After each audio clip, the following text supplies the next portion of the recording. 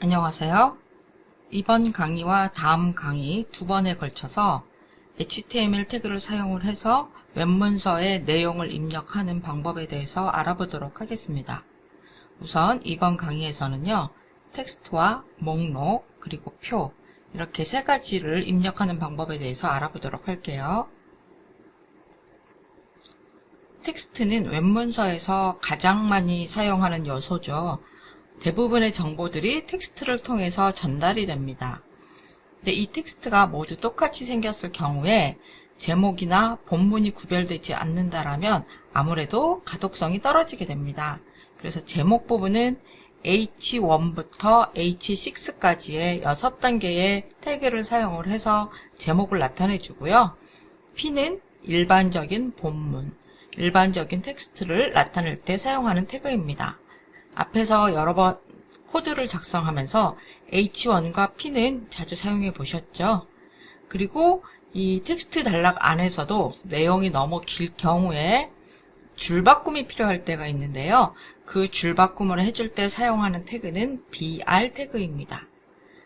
HN 태그나 P 태그는 어디서부터 어디까지가 제목이다 라고 그 영역을 지정해 주기 때문에 닫는 태그가 있지만 BR 태그는 닫는 태그가 없어요. 태그 혼자 그냥 사용이 됩니다. 그리고 HR 태그가 있는데요. 이것도 앞에서 우리가 잠깐 따라해 봤었는데 이 HR은 horizontal, 그래서 수평선, 가로줄을 그려주는 태그예요. 이 역시 닫는 태그 없이 태그 하나만 쓰이고요. 원래 목적은 가로줄을 긋는 것이었는데 가로줄을 표시하는 것은 이제 CSS에서 많이 처리를 하고요. 이 HR 태그가 사용되는 경우는 텍스트 내용에서 또는 웹사이트에서 앞의 내용과 그 뒤에 오는 내용 사이에 어떤 분위기 전환이 필요할 경우, 앞과 뒤가 다르다는 느낌으로 그 두 개를 구별해 줄 필요가 있을 때 HR 태그를 사용을 합니다. 이 HR 태그를 사용을 하면 가로줄이 생기죠. 이 줄 같은 경우는 CSS를 이용을 해서 감춰져요. 화면에서 보이지 않게끔. 하지만 웹브라우저는 또는 화면 낭독기는 이 웹문서에서 앞뒤의 내용이 서로 분위기가 다르다는 것을 알 수가 있게 되죠. 그리고 굵게 표시할 때 스트롱 태그와 비 태그 이 두 가지가 사용이 되는데요. 스트롱 태그는 강조한다는 의미가 들어갑니다. 강조하기 위해서 굵게 표시하는 거고요. 그냥 비 태그는 볼드의 줄임말인데 그것은 이제 예전부터 있었던 태그예요. 그냥 굵게 표시하는 것입니다. 둘 다 겉으로 보기엔 똑같지만 문서 안에서 가지고 있는 역할, 의미는 달라집니다. 그리고 이탈릭처로 표시되는 태그가 세 가지가 있어요. 여기서도 그냥 I라고만 쓰면 이탈릭의 줄임말이거든요. 보이기에 이탈릭처로 보이고 싶을 때 I를 씁니다. 근데 최근에는 이탈릭처로 표시하기 위해서 사용할 때는 CSS에 있는 폰트 스타일이라는 속성을 사용을 하고요. 요즘에 이 I는 아이콘 폰트를 나타내는 용도로 많이 써요. 뒤에 가면 아이콘 폰트에 대해서 설명을 드릴 거예요. 강조하면서 그 강조라는 걸 눈에 띄게 하기 위한 이탈릭체라면 EM 태그를 사용을 합니다. 그러면 이 부분을 브라우저가 해석을 할 때는 아, 여기가 강조되는 부분이구나 라고 알 수가 있겠죠. 또 하나의 이탈릭체를 표시하는 게 이제 CITE, 사이트가 있는데요. 이 태그는 인용을 하거나 아니면 어디서 다른 글을 가지고 와서 공유를 할 때 출처를 표시하는 역할을 합니다.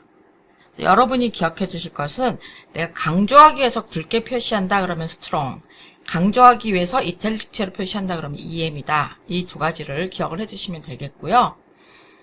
또 하나의 태그는 블럭 쿼트라는 게 있어요. 인용을 하기 위한 태그입니다. 텍스트가 막 있는데 그 텍스트 중에서 어느 부분은 다른 곳에서 가져온 인용문이에요. 이 인용문을 다른 것과 좀 다르게 구별하기 위해서 사용하는 태그가 블럭 쿼트라는 태그입니다.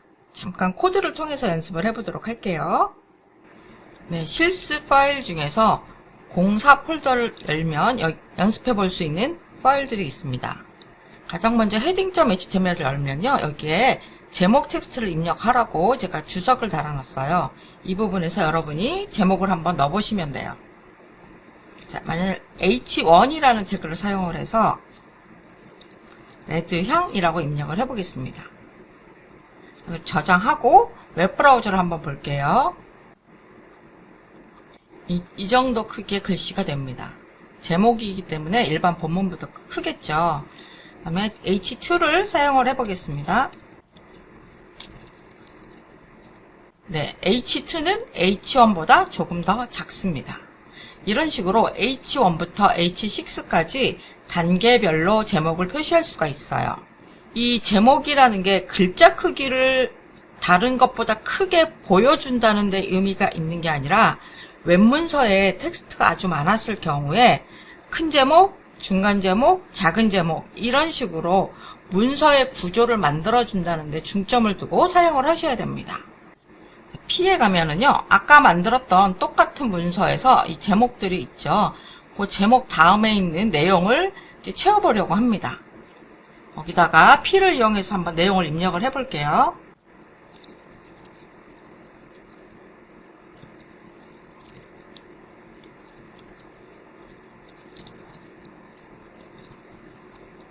이렇게 텍스트를 입력을 해봤습니다. VS 코드에서 하다 보면 내용이 화면을 넘어가서 아래쪽에 스크롤 막다가 생길 때가 있거든요. 이걸 움직이면서 보기 불편하기 때문에 보기라는 메뉴에 가면 자동 줄바꿈이 있어요. 이거 선택해 주시면 한 화면에서 자동으로 줄을 바꿔서 볼 수 있습니다. 이렇게 3개의 텍스트 단락이 들어갔어요. 저장을 하고 한번 라이브 서버로 살펴볼게요. 텍스트 단락 하나, 둘, 셋. 3개의 텍스트 단락이 만들어져 있는 걸 볼 수 있어요. HTML의 텍스트는요, 브라우저 화면에 가득 차도록 이렇게 표시가 되다가 가장자리에 닿으면 자동으로 줄이 바뀌어져요. 근데 나는 이렇게 줄을 바꾸고 싶지 않고 특별한 위치에서 줄을 바꾸고 싶다. 그랬을 때 사용하는 게 BR 태그입니다. 저는 여기 겉으로 다음에 줄을 바꾸고 싶어요. 그럼 여기다가 BR이라고 입력을 해주고 저장해 볼게요. 네, 여기서 이렇게 줄이 바뀌어졌습니다. 하지만 이건 텍스트 단락이 그냥 하나인 것을 그대로 유지하고 있어요. 요 하나의 텍스트 단락 안에 줄 바꿈이 생긴 겁니다. 밑에서도 내가 원하는 위치에다가 BR 태그를 넣어주면 네, 이렇게 브라우저 창에서 줄이 바뀌어서 나타나는 것을 볼 수가 있죠. P 태그와 BR 태그를 이용해서 자유롭게 텍스트를 입력을 하실 수 있습니다. 그리고 text.html이라는 문서를 열어보시면 여기에 다양한 텍스트를 사용할 수 있게끔 파일을 만들어 놨으니까요. 여기서 여러분이 코드를 텍스트 태그를 연습해 보실 수 있어요. 아까 입력했던 걸 그대로 복사해서 tekst 태그 부분을 한번 바꿔볼게요. 만약에 여기 레드향 부분을 내가 강조하고 싶어요. 그러면 스트롱은 뭐라 그랬죠? 강조하면서 굵게 표시한다고 했습니다. 볼까요? 네, 강조하면서 굵게 표시가 돼요. 그러면 강조하면서 이탈릭체로 표시를 할 경우에는 EM 태그를 붙여주면 됩니다. 네, 이탈릭체가 되었습니다. 그리고 다른 곳에서 인용한 문장을 화면에다가 넣고 싶다. 그래서 다른 텍스트하고 구별을 짓고 싶다. 그러면 여기 P 대신에 블럭 쿼트라는 태그를 사용을 해주시면 돼요. 닫는 P 역시 닫는 블럭 쿼트로 지정을 해주겠습니다. 그러면은 일반적인 텍스트 단락보다 안으로 좀 들여서 써지게 됩니다. 이런 태그들이 있다는 거를 기억을 해주시고요. 실제로 굵게 표시한다거나 이탈릭처로 표시한다거나 또는 다른 텍스트보다 들여 쓴다거나 이런 역할들은 거의 요즘에는 스타일 시트로 처리를 합니다. 모든 걸 다 태그로만 처리하려고 하지 마시고 P를 이용을 해서 일반 텍스트를 입력한 후에 CSS를 사용하면 좀 더 편리합니다.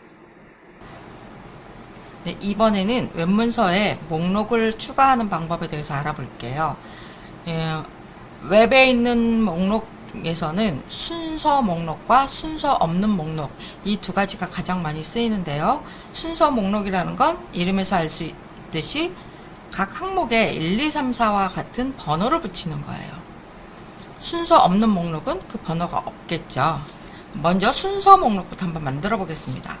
순서 목록에서 사용하는 태그는요, OL 태그입니다.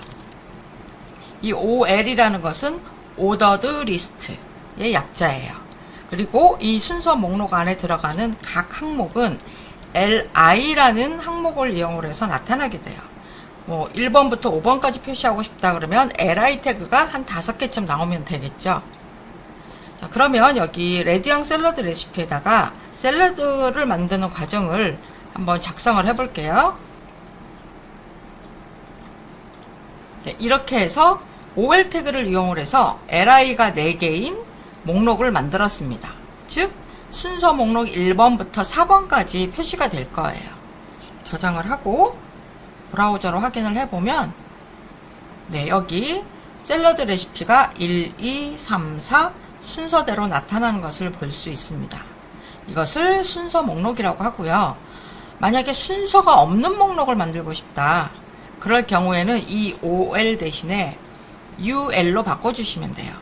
UL은 Unordered List, 순서가 없는 목록이다라는 뜻이에요.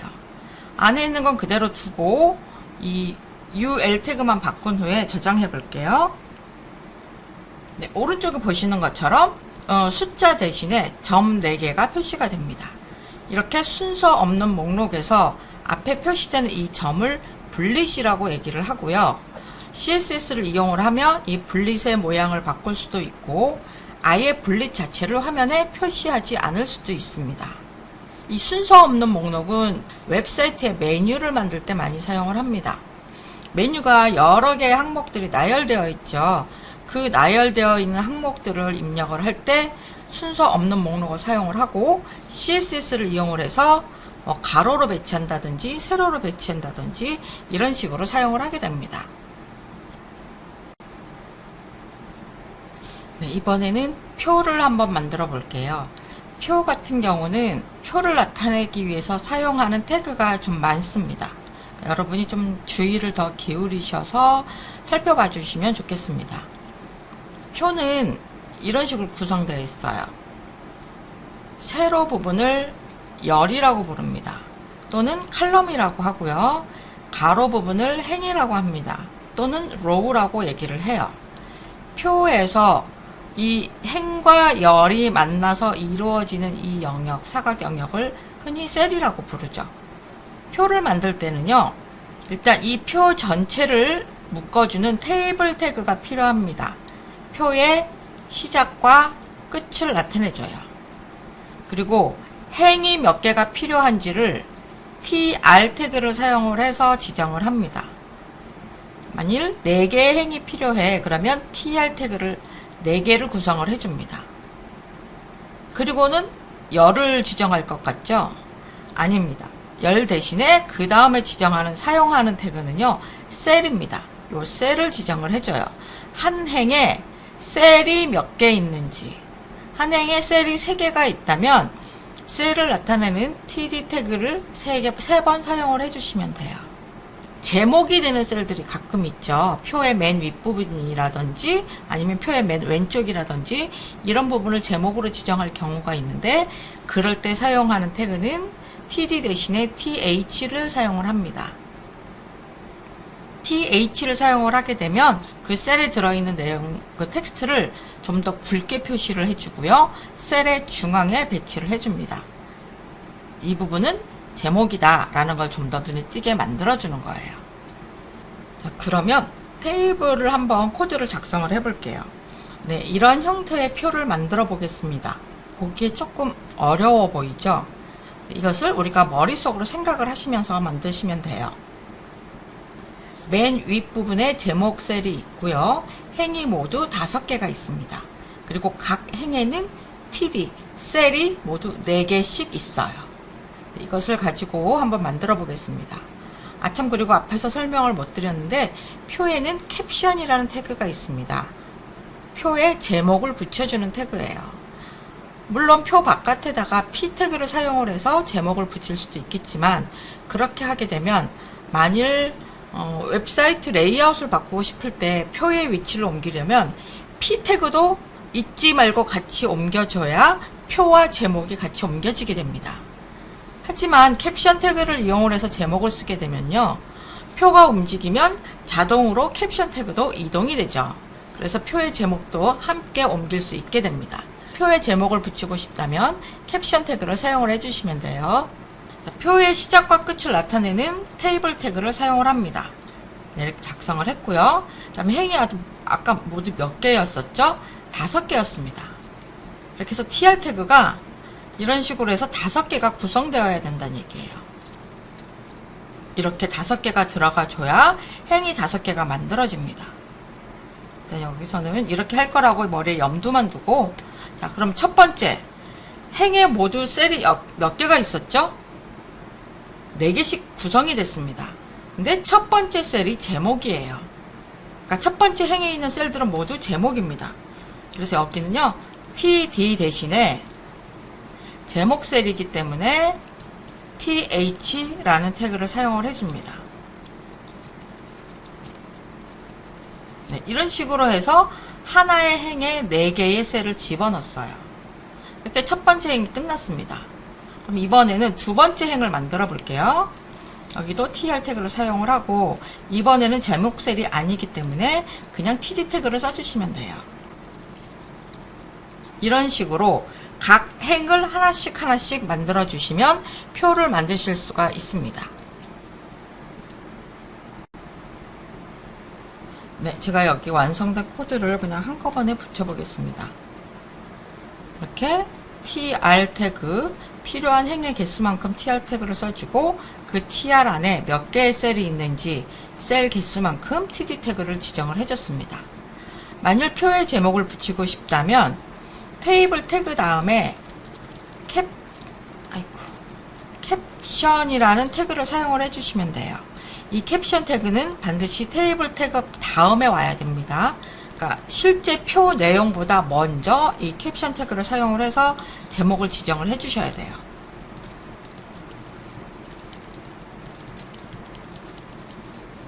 이렇게 제목을 붙이실 수가 있습니다. 참, 이렇게 만든 표가 어떤 식으로 보일지 궁금하시죠? 자, 브라우저로 한번 확인을 해 보겠습니다. 이렇게 만들었는데요. 지금 보시면 표 형태인 것 같긴 한데 그러니까 테두리도 없고 한눈에 잘 들어오지도 않습니다. 네, 이게 바로 HTML의 표 형태예요. HTML 자체에서는 표의 테두리를 그려주지 않습니다. 얘를 우리가 이미 알고 있는 표 형태로 표시하려면 스타일 시트를 써주셔야 돼요. 테두리도 그려주고 이 셀 안에 어느 정도 여백도 만들어주고 해야 우리가 보기가 쉬운 표로 바뀝니다. 이 표에 들어가는 스타일 시트는 뒤에서 배울 거니까요. 여기다 간단하게 코드만 넣어 볼게요.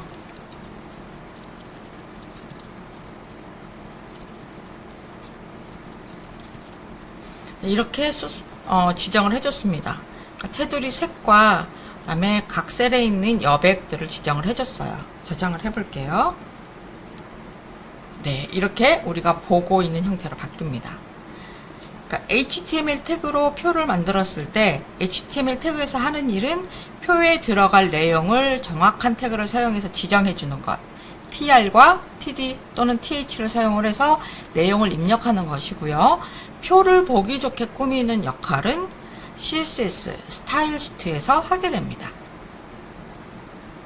네, 표에서는 좀 더 공부해야 될 게 있는데요. 셀을 합치는 거예요. 가로 방향으로 합치거나 세로 방향으로 합치거나 이런 식으로 사용할 수 있는 속성이 있습니다. 아까 방금 만들었던 표를 보시면 여기 용도에 두 군데가 선물용이고 두 군데가 가정용이에요. 이렇게 각각 써도 상관없겠죠. 하지만 필요에 의해서는 요 선물용을 하나의 셀로 묶고 가정용을 하나의 셀로 묶을 수가 있습니다. 그럴 때 사용하는 게 로우 스팬 또는 칼 스팬입니다. 자, 로우 스팬이라는 것은요, 로우 뭐라 그랬죠? 행입니다. 행을 2개 합치는 거예요. 두 번째 행과 세 번째 행에 있는 셀을 합칠 때는 로우 스팬이라고 합니다. 칼 스팬은요, 칼럼, 열을 기준으로 합치는 겁니다. 두 번째 행에 두 번째 셀과 세 번째 셀, 네 번째 셀을 합치고 싶을 때는 칼스펜이라고 해주시면 됩니다. 이때 이 합치는 대상이 어디죠? 셀입니다. 셀이기 때문에 TD 태그 안에다가 로우스펜, 칼스펜 이렇게 지정을 해주시면 돼요. 자, 그러면 우리가 만들던 곳으로 돌아와서 이 선물용이라는 이 두 개의 셀을 한번 합쳐보도록 하겠습니다. 두 번째 행과 세 번째 행의 첫 번째 셀을 합치려고 해요. 두 번째 행 여기죠. 그 다음에 세 번째 행의 여기 이 부분을 합칠 거예요. 얘 하나를 지워버리고요. 대신 여기 TD에다가 로우스펜 이퀄 두 개를 합쳐줘 라는 뜻입니다. 그럼 이렇게 정리해보면 두 번째 행에는 셀이 4개지만 세 번째 행에는 셀이 3개만 남게 됩니다. 왜냐하면 첫 번째 셀을 두 번째 행에 있는 것과 합쳤기 때문입니다. 밑에도 가정용 부분을 여기 마지막 행에 있는 걸 삭제를 하고요. 그 위에 있는 가정용에다가 로우스펜 이퀄 2 이렇게 지정을 해보겠습니다.